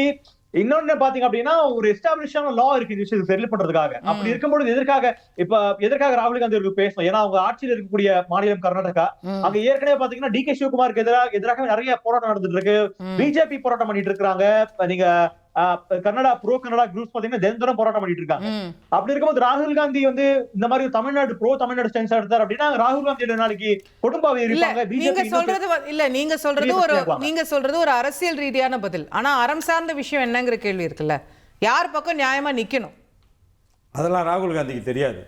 நியாயம்னா என்னன்னு ராகுல் காந்திக்கு தெரியாது. வர இப்ப பொதுவாவே இந்த மாதிரி விஷயத்துல பாத்தீங்க அப்படின்னா தேசிய தலைவர்கள் தலையிட மாட்டாங்க. நீங்க மாநில தலைவர்கள் பேசுவாங்க தவிர தேசிய தலைவர்கள் வந்து மாநில தலைவர்கள் அவங்க ஸ்டேட்டுக்கு இந்த மாதிரி ஸ்டாண்ட் எடுப்பாங்க தவிர தேசிய தலைவர்கள் பேச மாட்டாங்க. பிரதமர் கூட முன்னாடி இந்த மாதிரி விவகாரம் பேசுறது கிடையாது. எலெக்ஷனுக்கு முன்னாடி வேணா இன்டெரக்டா வேற மாதிரி ஸ்டாண்ட் எடுப்பாங்க. இப்போ போன வாட்டி கூட பாத்தீங்கன்னா 2021ல எலெக்ஷனுக்கு முன்னாடி தமிழ்நாடு எலெக்ஷன் முன்னாடி பாத்தீங்கன்னா இந்த காவேரி விவகாரம் பிரச்சனை வரும்போது கஜேந்திர சிங் ஷெகாவத் என்ன சொல்றாரு அப்படின்னா தமிழ்நாட்டுக்கு உரிமை இருக்கு, இந்த லோயல் ரைபீரியன் ஸ்டேட்ஸை கேட்காம மேகதாதுனை கட்ட முடியாதுன்ற மாதிரி ஸ்டாண்ட் எடுத்தாங்க.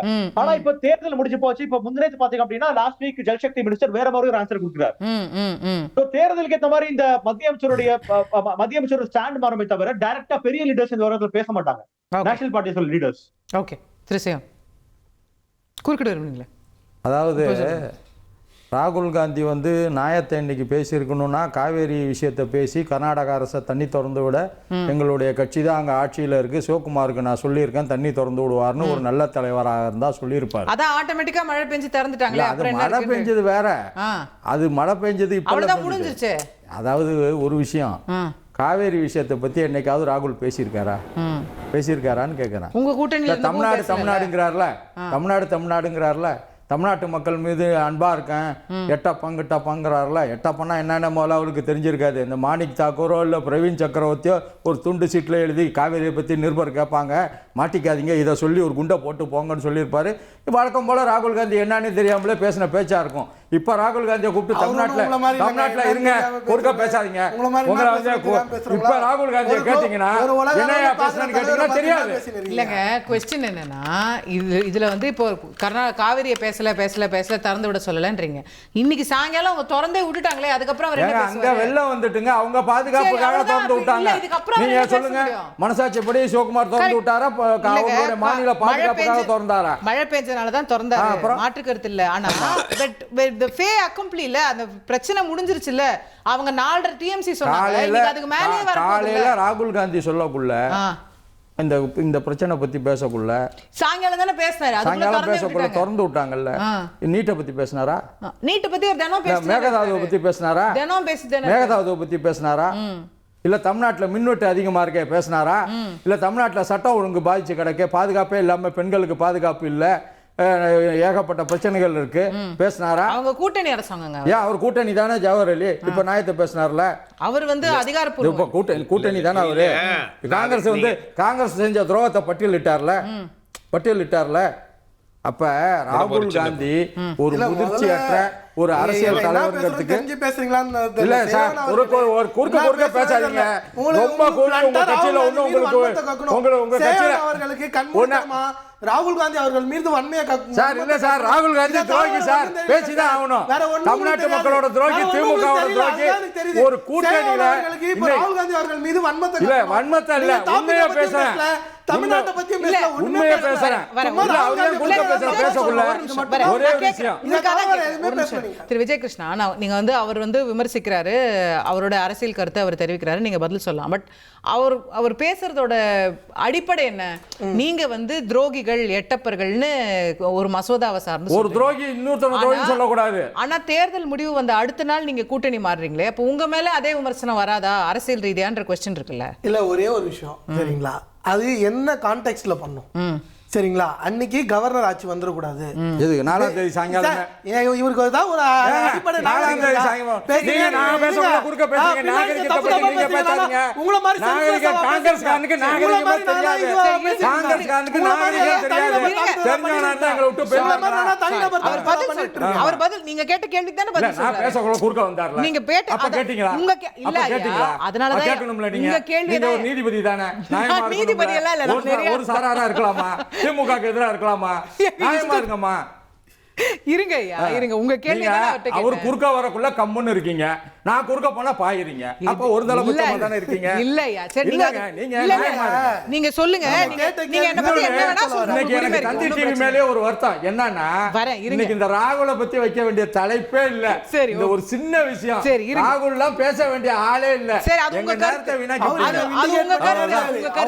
இல்ல தனிப்பட்ட விதத்துல அவர் எங்க தலைவர் உங்க கேள்வி தான் நான் கேட்டேன். உங்க தரப்பு தப்பு நியாயத்தை தான் நான் அவர்கிட்ட கேட்டேன். அவர் பதில் சொல்ல விடுவோம். அது பதில்ல தப்பு இருந்தா நீங்க சொல்லுங்க. நீங்க திருப்பி பேசுங்க. அதே மாதிரி அவரும் கொடுக்க விடாதீங்க. அந்த கான்டெக்ஸ்ட் பாருங்க சரிங்களா. கவர்னர் ஆட்சி வந்துடக்கூடாது சரிங்களா. இவங்களுக்கு தான் அதாவது வந்து மெஜாரிட்டி இல்லைனாலும் அதிகப்படியான சீட்டு இவங்க தான் வச்சிருக்காங்க. வேற யாருக்காவது அந்நிய நிலைமைக்கு ஒரு கவர்மெண்ட் ஃபார்ம் பண்றதுக்கான பாசிபிலிட்டி இருந்ததா? நீங்க நான் வந்து அரித்மெட்டிக்கலாவே கேட்குறேன். நீங்க அரித்மெட்டிக்கலா அபார்ட் ஃப்ரம் இதை வச்சுட்டு நீங்க மத்த எல்லா பார்ட்டிஸோட நீங்க நீங்க என்ன சொல்லி ஓட்டு கேட்டீங்க, அப்புறம் எங்க போறீங்க? இல்ல மேடம், நீங்க அந்நிய நிலைமைக்கு அப்ப கவர்னர் ஆட்சி வந்தா ஓகேவா? இது ஒரே விஷயம் தான் நாங்க கேட்கிறோம். கவர்னர் ஆட்சி வந்துடக்கூடாது. கவர்னர் ஆட்சியின் மூலமாக வந்து பிஜேபி தமிழ்நாட்டை இது பண்ணிடக்கூடாது சரிங்களா. அவங்க நினைக்கிற விஷயங்கள் எல்லாம் தமிழ்நாட்டில் எஸ்டாப்ளிஷ் பண்ணிடக்கூடாது. இதுக்காக அன்னைக்கு நாங்க அந்த ஸ்டாண்ட் எடுத்தோம். அது தப்பா? தமிழ்நாட்டுக்காகவும் இத்தனை இன்னொன்னு அந்த கூட்டணி இத்தனை வருஷம் என்ன பேசுச்சு? இதுக்கு முன்னாடி திமுக காங்கிரஸ் கூட்டணி இருந்தோம். அந்த கூட்டணி பிஜேபி உள்ள வரக்கூடாது என்ன எக்காரணத்துக்கு ஒண்ணும் உள்ள விட மாட்டோம். அந்த பிரின்சிபல் எல்லாரும் எங்க போவேன் இருங்க, அவர் முடிக்கட்டும் ஃபர்ஸ்ட். இல்ல அந்த கூட்டணி பிஜேபி என்னன்னாலும் உள்ள அதே நோக்கத்துக்காக தான் இங்க போனேன். கண்டிப்பா இன்னைக்கு பிஜேபி உள்ள வந்துடக்கூடாது. அதே நோக்கத்துக்காக தான் விடுதலை சிறுத்தைகள் போனாங்க, கம்யூனிஸ்ட் போனாங்க, இந்திய யூனியன் முஸ்லீம் லீக் போனாங்க. இவங்கெல்லாம் எங்க தலைவரை பார்த்து வெற்றி பெற வைத்ததற்கு நன்றின்னு சொல்லிட்டு நாங்க பிஜேபி வரக்கூடாது, கவர்னர் கொல்லைப்புற வழியாக ஆட்சி செய்யக்கூடாது, நாங்க போய் ஆதரிக்கிறோம்னு சொல்லிட்டு போனாங்க.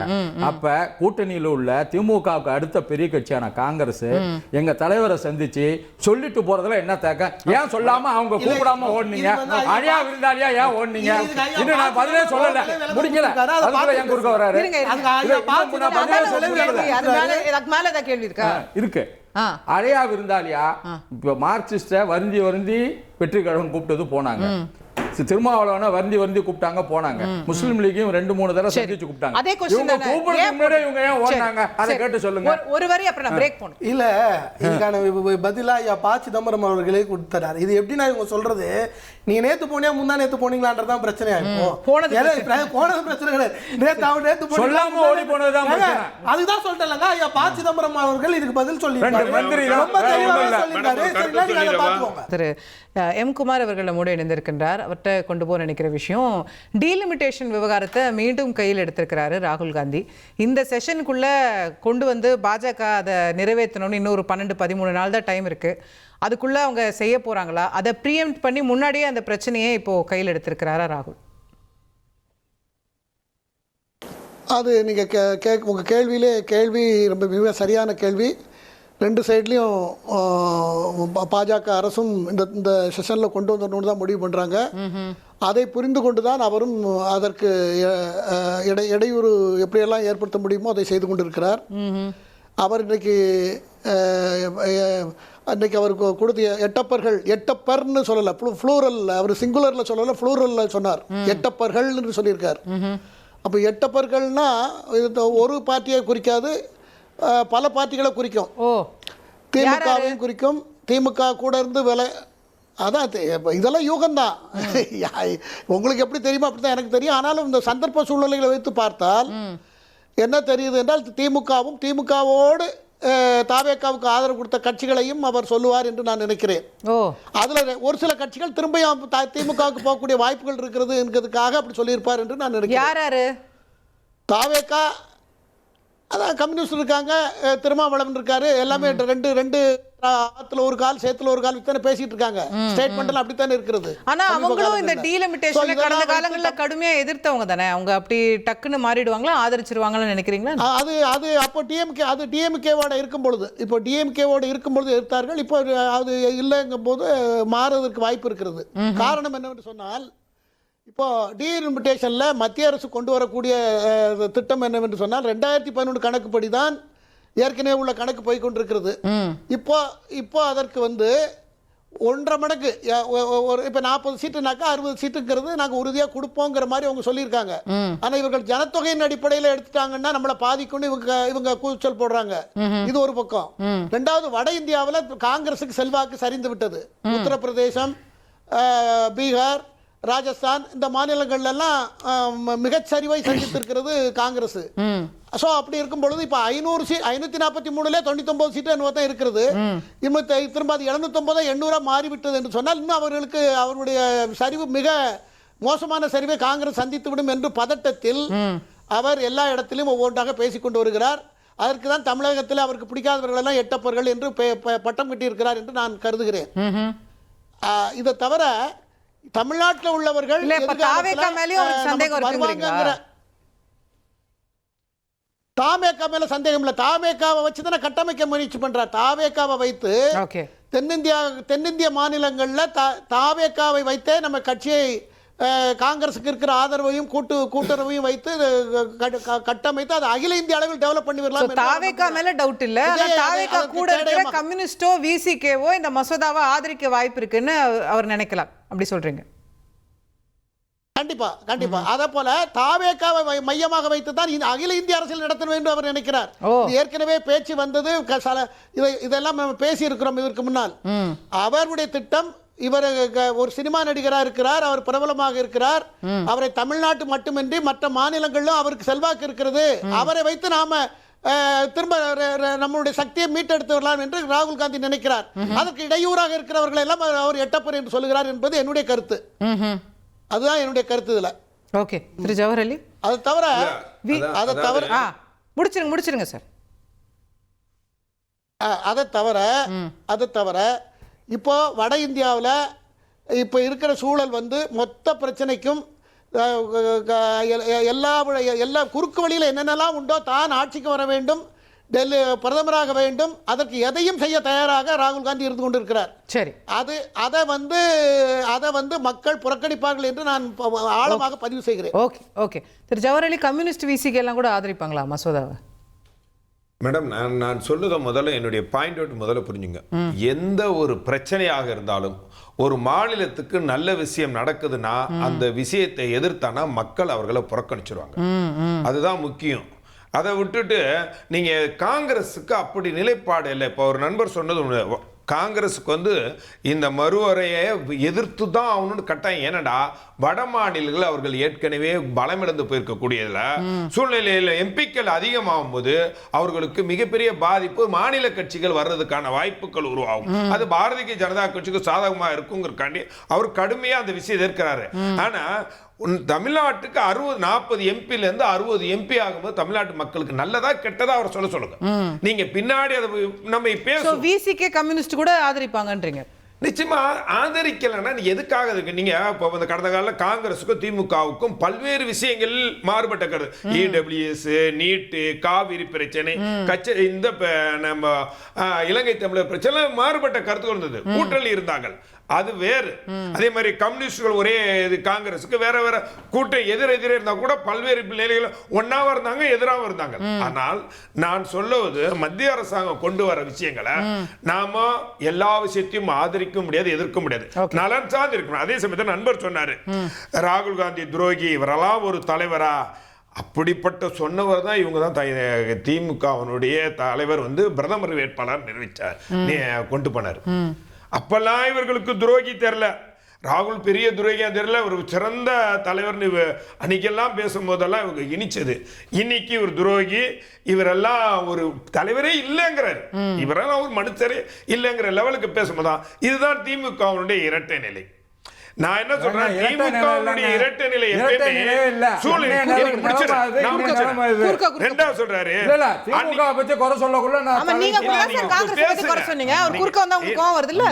ரெண்டாவது திமுகவுடைய இரட்டை நிலை எப்பயுமே தான் கூட இருக்கும்போது கட்சியில முஸ்லீம் லீக் இந்த தசைகால் விருது கொடுத்து காதர் மொய்யின இவங்க பாராட்டினாங்க, அப்படி பாராட்டினாங்க. இவர் தான் தமிழ்நாட்டினுடைய முஸ்லிம்களுக்கு அவர் தான் ஒட்டுமொத்த அத்தாரிட்டியா சொன்னாங்க. கட்சியை கூட்டணி வீடியோ போட்டேன்னு இவருக்கும் முஸ்லிம்களுக்கு என்ன சம்பந்தம் இருக்குன்ட்டு முரசொலியில் எழுதுறாங்க. கம்யூனிஸ்டுகளை பற்றி எவ்வளவு தரைக்குறைமா எழுதுறாங்க. அவர்களுடைய நிலைப்பாடு எப்பவுமே மாறிக்கிட்டே இருக்கும்.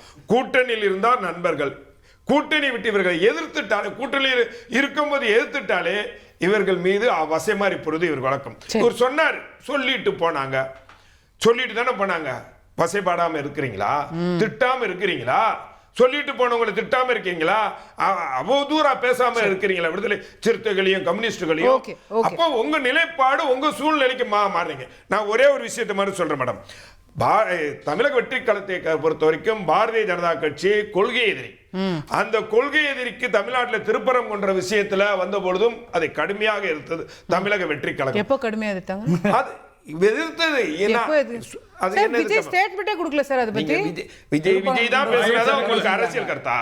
எது? விஜய் அவர்கள் தமிழக முதலமைச்சர் பேசுறது அரசியல் கருத்தா? நிர்மல்குமார் பேசுறது கட்சியினுடைய அதிகாரப்பூர்வ செய்தி இல்லையா? அது இப்போ அது அந்த பிரச்சனை வெடிச்சு தமிழ்நாட்டுல பெரிய கொந்தளிப்பு இருக்கும்போது அமைதியா ஆட்சிக்கு வந்ததுக்கு அப்புறம் என்ன சொன்னார்?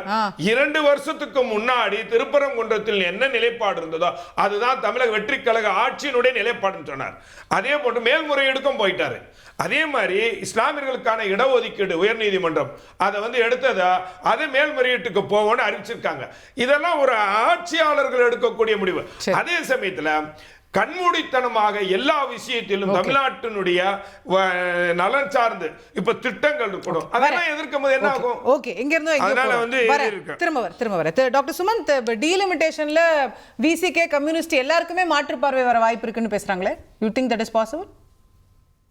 இல்ல, ஃபர்ஸ்ட் ஆஃப் ஆல் அவங்கள கம்யூனிஸ்ட் கட்சிகள் டீலிமிட்டேஷனுக்கு தமிழ்நாட்டுல ஒரு ஸ்டாண்ட் எடுக்க முடியாது. அது அகில இந்திய அளவுல என்ன ஸ்டாண்ட் இருக்கு? ஆல் இந்தியா லெவல்ல தான். சோ அது சிபிஐ சிபிஎம் பொறுத்த வரைக்கும் தமிழ்நாடு கம்யூனிஸ்ட் வேற ஸ்டாண்ட். சார், அவங்க ஏற்கனவே நீட்டுக்கு மாறுபட்ட நிலைப்பாடு எடுத்திருக்காங்க சார். கம்யூனிஸ்ட் தமிழ்நாட்டுக்கு ஒரு நிலைப்பாடு, ஆல் இந்தியா ஒரு நிலைப்பாடு, தமிழ்நாட்டுக்கு இடபிள்யூஎஸ்க்கு ஒரு நிலைப்பாடு, ஆல் இந்தியாக்கு ஒரு நிலைப்பாடு கம்யூனிஸ்ட்ல எடுத்திருக்காங்க. இல்லையா, அவங்க நிலைப்பாடுன்னு வெளியில சொல்றது வேறயா இருக்கும். அவங்க எம்பிக்கள் எங்க ஓட்டு போடுவாங்க? அங்க ஓகே, சென்ட்ரல் விப் என்ன சொல்லுதோ, இங்க நிலைப்பாடு மாறி பேசுவாங்க. தேசிய கட்சி தலைமை எங்க சொல்லுதோ அங்கதான் சு வெங்கடேசன் ஓட்டு போடுவாங்க. ஒரு நிமிஷம் சார். சார், நம்ம நிலைப்பாடுங்கிறது எந்த பக்கம் ஓட்டு போட போறாங்க, அவங்க என்ன வேணா பேசலாம். யாருக்கு ஓட்டு போட போறாங்க, எந்த பக்கம் ஓட்டு போட போறாங்க, அதை பத்தி தான் நம்ம பேசுறோம். அதனால அவங்கள கணக்குல எடுக்க முடியாது. பிகாஸ் அவங்க ஆல் இந்தியா பார்ட்டி என்ன so they can go either way நினைக்கிறீங்க? இல்ல, கம்யூனிஸ்ட் என்ன பொறுத்த வரைக்கும் they will stick with Congress. They will oppose the delimitation. Okay, அதுதான் எனக்கு தோணும். ஓகே, விசிகாவும் ஐயுஎம்எல் அதே மாதிரி தான். ஐயுஎம்எல் தமிழ்நாட்டுல ஸ்டேக் கம்மி, அவங்க கேரளால தான் அவங்களுக்கு ஸ்டேக் அதிகம். சோ அதுவும் maybe they will also go with the Congress in terms of ரொம்ப நாள் அலையன்ஸ் பார்ட்னர்ஸ். ஆனால் மற்ற இப்போ என்னன்னா, இப்ப திமுக ஆதரிச்சாங்கன்னா மற்ற சரத்பவார் காங்கிரஸ், இந்த 20 திரிணாமுல் காங்கிரஸ்ல இருந்து உடைச்சது அவங்க எல்லாம் வந்துட்டாங்கன்னா 355 356 வந்துடும். 360 தேவை. சோ இவங்க ப்ரொக்யூர்மெண்ட்ல வேகமா ப்ரொக்யூர் பண்ணி இன்னொரு 4 ஓட்டு தேத்துனாங்கன்னா டக்குன்னு இன்ட்ரோடியூஸ் பண்றதுக்கு முயற்சி செய்வாங்க.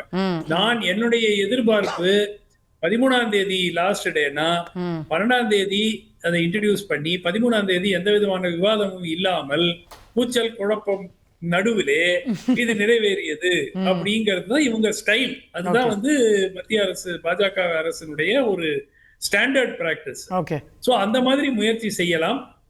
எனிஹவ் இது ராஜ்யசபால பாஸ் பண்றதுக்கு நம்பர்ஸ் கிடையாது. சோ அதனால இது இமீடியட்டா இது பாஸ் ஆகிறதுக்கு ஒரே வழி, இவங்க லோக்சபால என்ன மாதிரி ஆளுங்களை வாங்கி ஓட்டு எடுத்தாலும் ராஜ்யசபால இது நிறைவேறாது. அதனால அப்புறம் ஏன் ராகுல் இவ்வளவு முக்கியத்துவமா இங்க பேசுறாரு? இல்ல it's a very important issue. ஏன்னா தமிழ்நாட்டுல அதுக்கு ஒரு சென்டிமெண்ட் எதிர்த்து இருக்குங்கிற நம்பிக்கையில அவர் பேசுறாரு. சோ அவருக்கு இது இன்னொரு ஆப்பர்ச்சுனிட்டி. திமுக எப்படி இருந்த திமுக இப்படி நிலை மாறி போயிருக்காங்க அப்படிங்கறத சுட்டி காட்டுறதுக்கும் ஒரு வாய்ப்பு. தாவேக்காக்கு ஸ்டேக் கிடையாதுங்க, அவங்க ஓட்டு கிடையாது பார்லிமெண்ட்ல, பாராளுமன்ற உறுப்பினர்களே கிடையாது. அதனால சம்டைம்ஸ் சொல்லுவாங்க not having a stand is also a stand. ஆமா, not taking an action is also an action. ஆமா, நிலைப்பாடே இல்லாமல் இருப்பதும் ஒரு நிலைப்பாடு. சோ அதனால விஜய் அவர்கள் திட்டவட்டமா சொல்லியாச்சு, நாங்க டீலிமிட்டேஷன் இந்த பிரசன்ட் ஃபார்ம்ல நாங்க ஏத்துக்கலன்னு. இதுக்கு மேல என்ன சொல்றீங்க? டெய்லி போய் சொல்லிட்டே இருக்கணுமா? சொல்லியாச்சு, ஒரு வாட்டி சொல்லியாச்சு, 2 வாட்டி. எப்படிமோ சார் 60 சீட்டு தமிழ்நாட்டுக்கு வந்தா ஏன் அதை எதிர்க்கணும்னு ஜவஹர் அலி கேக்குறாரு சார். 60 சீட்டு தமிழ்நாட்டுக்கு வந்தா ஏன் எதிர்க்கணும் அப்படின்னா, உங்களுடைய அதாவது அப்சல்யூட் நம்பர்ஸ்ல உத்தரப்பிரதேஷ் போன்ற மாநிலங்களுக்கும் பீகாருக்கும் தமிழ்நாட்டுக்கும் அந்த கேப்ங்கிறது இன்னும் அகலமாகிறதுக்கான what if 7.6% is maintained? 7.6% is maintainedங்கிறது தாங்க முதல் நாள்ல இருந்து அந்த 50% சொன்னபோது இதே திமுக இதே தாவேக்கா எதிர்க்கிறேன்னு இல்ல நம்பர்ஸ்ல தான் பார்க்கணுமா? நீங்க விகிதாச்சாரத்துல பார்க்கும்போது தமிழ்நாட்டுக்கான விகிதம் அதே தான் இருக்க போகுதுன்னா என்ன பிரச்சனைன்னு கேக்குறாரு. இல்ல அதுதான் நான் சொல்றேன் அசோகா. பலர் கூறி இருக்கிறது முதல்ல இந்த ப்ரொபோர்ஷன் 50% ரைஸ் பண்றோம். பட் என்ன ஆகுதுன்னா இந்த அப்சல்யூட் நம்பர்ஸ் தி கேப் வைடன்ஸ். பலர் கூறி இருக்கிறது வந்து அதுவும் அதற்கும் ஒரு ஆபத்து இருக்கிறது. இந்த அப்சல்யூட் நம்பர்ஸ்ல கேப் பெருசாகுது. இப்போ நமக்கும் யூபிக்கும் என்ன கேப் இருக்க போகுது? 39 அங்க 80 அப்படின்னா 41 சீட்டு கேப் இருக்கு. அப்புறம் அது கிட்டத்தட்ட 65-70 சீட்டு கேப்பா போயிடும். சோ நிச்சயமா நீங்க ஓவரால் ப்ரொபோர்ஷன் அதுக்குதான் என்ன சொன்னாங்க, ஏதேனும் ஒரு ஹவுஸ்ல அமெரிக்கன் மாடல்ல செனட்ல எல்லா ஸ்டேட்டுக்கு, நீங்க பெரிய ஸ்டேட் சின்ன ஸ்டேட் எல்லாம் கிடையாது, ஸ்டேட்டுக்கு ஒரு ஓட்டு ஈக்குவலா கொடுத்துருங்க, ஸ்டேட்டுக்கு 50 ஓட்டு முடிஞ்சு போச்சு. சோ இந்த நாம் ஹவுஸ் ஆஃப் ரெப்ரசன்டேட்டிவ்ஸ்ல உங்களுக்கு சைஸை பொறுத்து, பாப்புலேஷன் பொறுத்து, அதெல்லாம் பொறுத்து உங்களுக்கு இருக்கு. அந்த மாதிரி இருந்தாலும் பரவாயில்ல, செக் அண்ட் பேலன்ஸ் இருக்கும். எந்த விதமான ஒரு செக் அண்ட் பேலன்ஸ். நான் என்ன சொல்றேன்னா, முதல் நாளே அமித்ஷா அவர்கள் 50% அப்படி இன்க்ரீஸ் பண்ண போறோம்னு சொல்லும் போது திமுக என்ன சொன்னாங்க, தாவேகா என்ன சொன்னாங்க, ஏத்துக்கிட்டாங்களா? இல்லையே. அப்ப ஏன் இப்ப நிலைப்பாடு ஏன் மாறணும் சார்? அன்றைக்கு வந்து உங்களுக்கு சொன்னாங்க தெரியல, பேப்பர்ல வரல சார், சட்டமா கொண்டு வந்து காட்டல.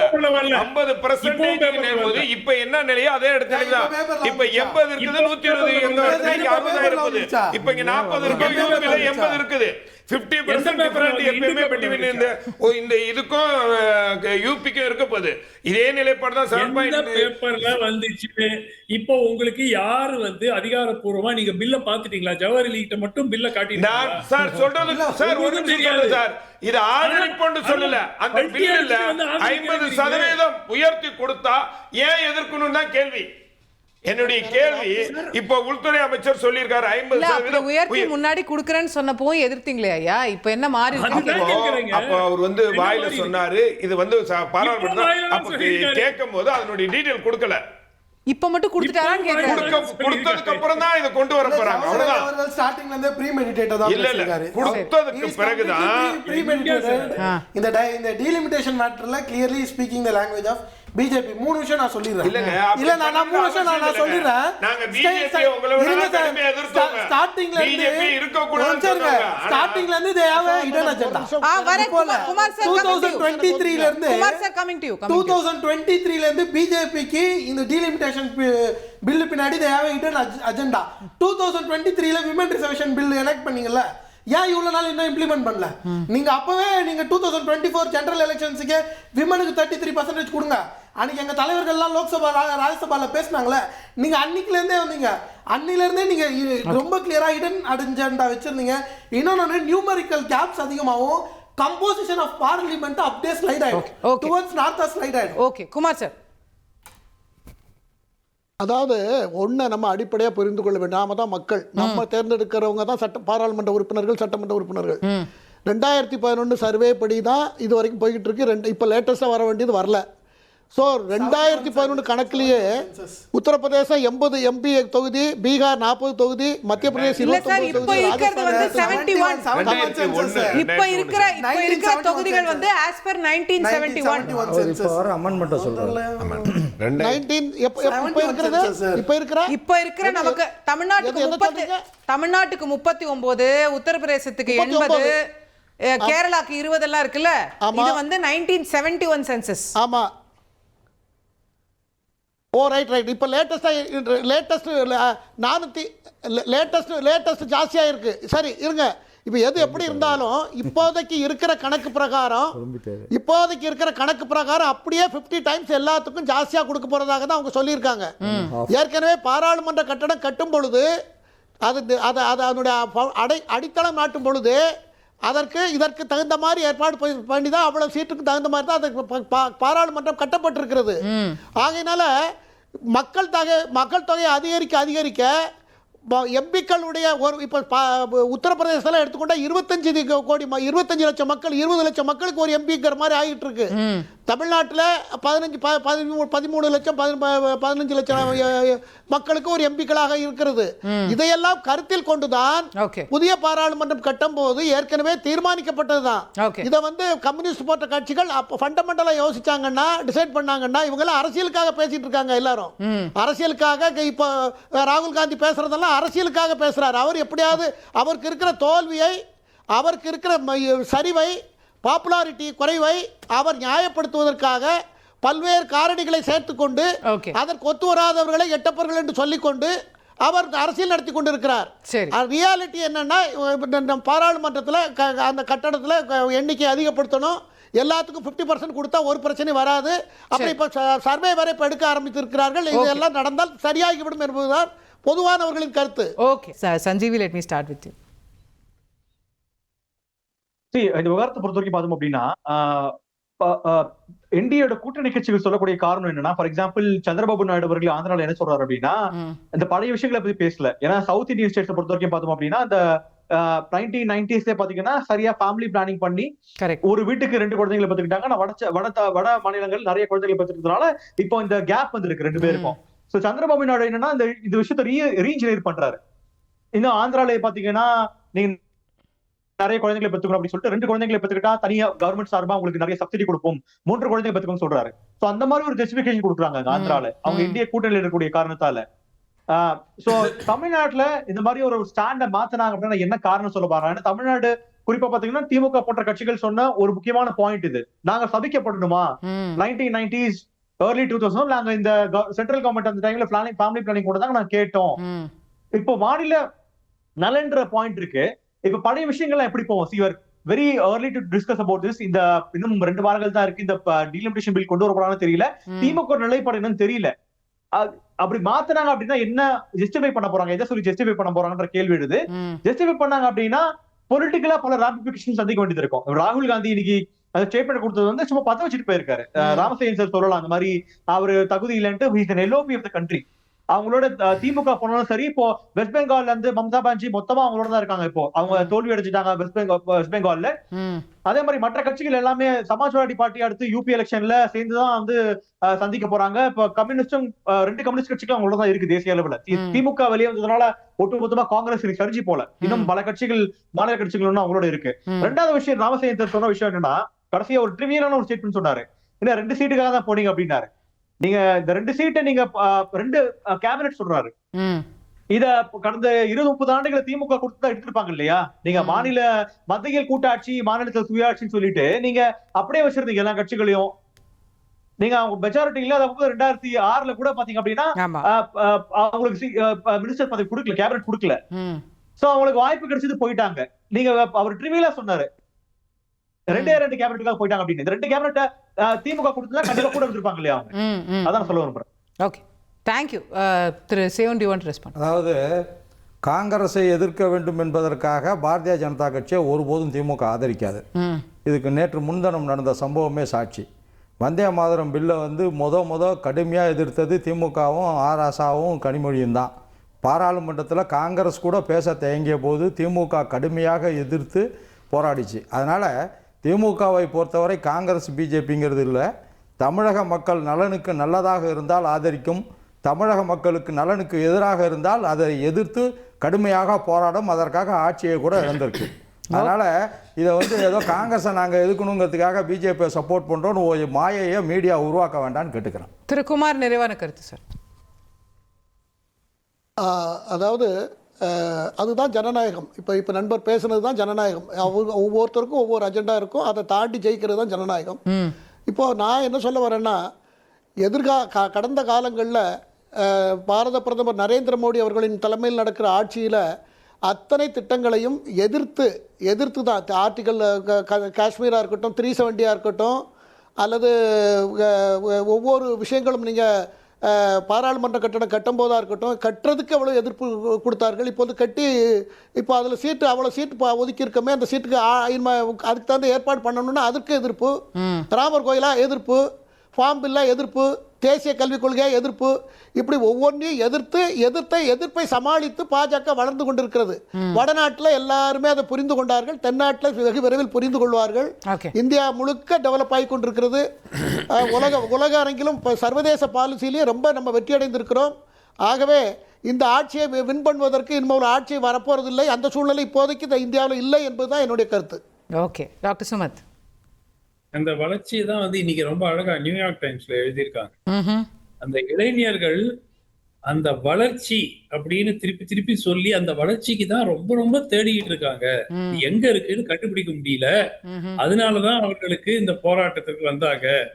ஏன்னா the contrast between their wretched reality and the vision which has been painted அப்படின்னு ரொம்ப அழகா எழுதியிருக்காங்க. அதனால அந்த வளர்ச்சி சரி, அது டாபிக் விடுங்க. மெயின் டாபிக் என்னன்னா டீலிமிட்டேஷன் என்பது திட்டமிட்ட சதி, எல்லாம் சதி சார். எல்லாமே வந்து பாகிஸ்தான்காரங்க, சைனாக்காரங்க, இளைஞர்கள் எல்லாருமே வந்து ஜார்ஜ் சோரோஸ் துட்டு கொடுத்து அனுப்பியிருக்காரு. இது எவ்வளவு நாள் சார் நிரூபிக்க முடியும் சுமன் சார், அதை நிரூபிக்க முடியும் சார். ஏராளமான ஆதாரங்கள் இருக்கின்றன, ஏராளமான ஆதாரங்கள் இருக்கு சார். நீங்க அதை நிரூபிச்சிருங்க முதல்ல. So main thing Ashoka, bottom line என்னன்னா டீலிமிட்டேஷனை பொறுத்த வரைக்கும் என் தமிழ்நாட்டிற்கு 50% இவங்க ஏற்றுட்டு போறாங்களா இல்லையா, அதுதான் இஷ்யூ. ஏன்னா கவர்மெண்ட் கிட்டத்தட்ட முடிவு எடுத்துட்டாங்க, வேற ஒரு ஃபார்முலாக நாங்க போறது இல்ல, 50% தான். இதுல கிட்டத்தட்ட தேசிய அளவுல வர்ற செய்திகள் எல்லாம் பார்க்கும்போது திமுக மோர் ஆர் லெஸ் அக்ரி. இப்ப தாவேகா அக்ரி பண்ண வேணாங்கிறது பெரிய விஷயம் கிடையாது. தமிழ்நாட்டுல அவங்க என்ன வேணா நிலைப்பாடு எடுத்துக்கிட்டு உட்காரலாம். பட் பாட்டம் லைன் என்னன்னா திமுக இதற்கு ஆதரவு தெரிவித்து காங்கிரஸ் இதற்கு எதிர்ப்பு தெரிவித்தால் அவர்களிடையே இருக்கக்கூடிய அந்த பிளவுங்கிறது இன்னும் அதிகரிக்கிறதுக்கான வாய்ப்பு இருக்கிறது. ஓகே திரு ஜவஹர், அதாவது என்னை பொறுத்த வரைக்கும் வந்து தமிழக வெற்றி கழகத்தினுடைய நிலைப்பாடு என்னவா இருக்குன்னா, எல்லா விஷயத்திற்கும் மத்திய அரசாங்கத்தை அரசியலுக்காக எதிர்க்கணும் என்பது நிலைப்பாடு இல்லை. தமிழ்நாட்டுக்கு ஒரு விஷயம் நல்லதாக இருக்கிறதுனா அந்த விஷயத்தை ஆதரிக்கக்கூடிய மனநிலையில் தான் அவர்களுடைய நிலைப்பாடு இருக்கிறதுன்னு தான் பார்க்க முடியும். அதுக்கு ராகுல் வந்து இங்கே இப்போதான் வந்து மக்களை சந்தித்து கட்சியை வளர்க்கறதுக்காக ஒரு முயற்சி செய்யறான்னு பார்க்குறேன். இது முன்னாடியே பண்ணி இருந்திருக்கலாம், இப்போதான் அவங்க ஆரம்பிச்சிருக்காங்க. இந்த தமிழ்நாட்டில் நீங்க ஆதரிச்சா காங்கிரஸ் கோச்சுக்கும்ல? இல்ல, அது நிலைப்பாடு இல்லை. காங்கிரஸுக்கு ஒரு நிலைப்பாடு இருக்கு, தமிழக வெற்றி கழகத்துக்கு ஒரு நிலைப்பாடு இருக்கு. தமிழக வெற்றி கழக நிலைப்பாட்டு முழுமையா காங்கிரஸ் ஆதரிக்க முடியுமா? எட்டப்பன் சொல்றது திமுகவை குறித்து அவர் சொல்லியிருக்கலாம். நாளைக்கு நீங்களும் அதே பொசிஷன் எடுத்தா அந்த வார்த்தை உங்களுக்கு தானே பொருந்தும். அது எப்படி? அது சொல்லும் போது அவர் தன்னைத்தானே திருப்பி பார்க்கணும். எப்படின்னா, பல்வேறு சூழ்நிலைகள் திமுகவும் காங்கிரஸ் தான் பல்வேறு துரோகங்களை தமிழ்நாட்டுக்கு செஞ்சிருக்காங்க. இதுல யாரும் மறைக்கவும் முடியாது, மறுக்கவும் முடியாது. இதுதான் உண்மை. நிறைய விஷயங்கள். சரி திரு விஜயகிருஷ்ணன், நான் போன ரவுண்டில் சொன்ன மாதிரியே இவங்க 2023 விமன் ரிசர்வேஷன் பில் எடுத்துகிட்டு வந்ததுலேருந்து they have a clear agenda behind it. சரிங்களா? எப்படி சில மாதத்துக்கு முன்பு தமிழ்நாடு ஒன்னா நின்று இந்த பில்லை தோக்கடிச்சதோ அதே மாதிரி தோக்கடிப்பாங்கன்னு நம்பிக்கை இருக்கு. பிகாஸ் இந்த டீலிமிட்டேஷன் கூட்டணி கட்சியே மாறிடுவாங்க போல தெரியுது. அவரு இல்ல, எனக்கு புரியல. அவர் தாவேகா ஸ்போக்ஸ் பர்சனா இல்ல அவர் சொல்ற நிலைப்பாடு என்னன்னு புரியல. இல்ல அவர் எப்படின்னா அண்டியனு அம்பீர் எம்ம மாதிரி ஒரு ரவுண்டுக்கு ஒரு நிலைப்பாடு மாத்திட்டே இருக்காரு. புரியல. மாநில உரிமை தனியா பில்லு இல்ல, அதான் சார் தனியா பில்லு உங்களுக்கு அமிச்சிட்டாங்களான்னு தெரியல. நான் ரொம்ப கிளியரா சொல்றேன். கிளியர் அஜெண்டா இருக்கு சார், பிரசிடென்ஸ் இருக்கு சார். 3 வருஷமா கிளியர் அஜெண்டா இருக்கு. அஜய் உங்களுக்கு புரியலனா நான் என்ன பண்றேன்? கிளியர் அஜெண்டா இருக்குல, விமன் ரிசர்வேஷன் பில் எனாக்ட் பண்ண வேண்டியதானே? எதுக்கு அது 2026 இதுக்கு அப்புறம் எடுக்கிற முதல் சென்சஸ் கூட டை அப் பண்ணுங்க. காங்கிரஸ் ஆட்சி காலத்துல பண்ணலாம். காங்கிரஸ் ஆட்சி காலம் தான் இந்திரா காந்தி அம்மையார் தான் சவுத் இந்தியாக்கு ஒரு ஃபேர் ரெப்ரசன்டேஷன் வேணும் ஃப்ரீஸ் பண்ணது. தெரியாம வந்து பேசுறீங்க. வரலாறு தெரியாம வந்து பேசுறீங்க. வரலாறு தெரியாம வந்து பேசுறீங்க. வரலாறு தெரியாம வரலாறே மறைச்சிட்டு நாட்டையே வந்து தமிழ்நாட்டுக்கு பல்வேறு துரோகங்களை செஞ்ச கட்சி காங்கிரஸ். அதுக்கு யாரோட நிலைப்பாடு இல்ல, இது யாரோட நிலைப்பாடு நீங்க தெளிவுபடுத்துங்க. யாரும் மறக்க முடியாது. யாரோட நிலைப்பாடு இல்ல, காவலாளி சொன்னது யாரோட நிலைப்பாடு? அது அவரோட நிலைப்பாடு. சரிங்களா? அவர் நிலைப்பாடு தொடர்ந்து சொல்றேன். பல்வேறு துரோகங்களை தமிழ்நாட்டுக்கு காங்கிரஸ், திமுக, பிஜேபி அதோட அதிகம் செய்து அதை யாரும் மறக்க முடியாது. Doctor I have to wrap ரொம்ப சுருக்கமா இருந்தா இல்ல, ஒரே ஒரு பாயிண்ட் தான். எட்டப்பர் வந்து வீரபாண்டிய கட்டபொம்மனை வந்து காட்டி கொடுக்கலன்னு ஒரு மல்டிபிள் ஸ்டேட்மெண்ட்ஸ் இருக்கு, வேற ஹிஸ்டாரிக்கல் ரெக்கார்ட்ஸ் இருக்கு. அதனால அந்த எட்டப்பருங்கிற ஸ்டேட்மெண்டே வந்து அது மறுபரிசீலனை, ஏன்னா அது சினிமால நடந்ததே தவிர நிஜமா நடக்கல அப்படிங்கிறது ஒரு ஓகே ரைட். இப்போ ஆரம்பமே வந்து கேள்வி ஆயிடுச்சு நம்ம நிகழ்ச்சியை முடிக்கிற தருணத்துல. ரைட், தேங்க்யூ நிகழ்ச்சியில கலந்து கொண்டு கருத்து தெரிவித்த அனைவருக்கும் நன்றி, பார்த்த உங்களுக்கும் நன்றி நேயர்களே, வணக்கம்.